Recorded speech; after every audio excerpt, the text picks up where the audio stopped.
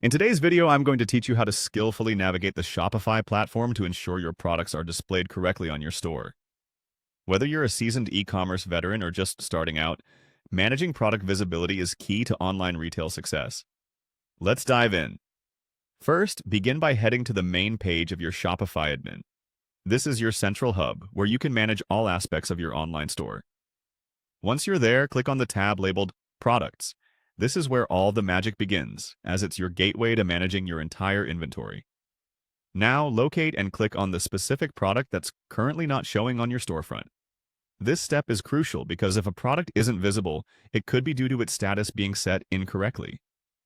Once the product page loads up, glance over to the Status section and click on Active if it's not already set.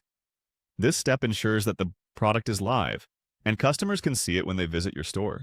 Making sure your product is active is essential, otherwise it won't be available for purchase. Next, move on to the Publishing settings and click on Manage.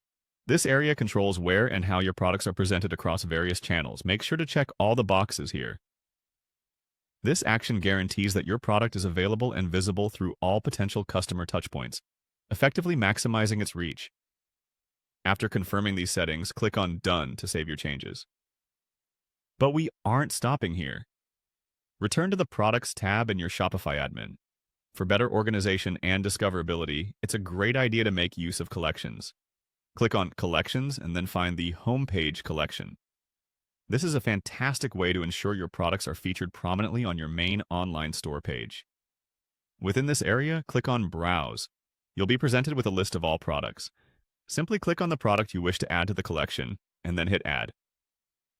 This action will include your product in the selected collection, making it easier for customers to find.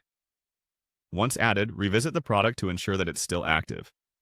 This double check helps in verifying that all your adjustments have been correctly applied.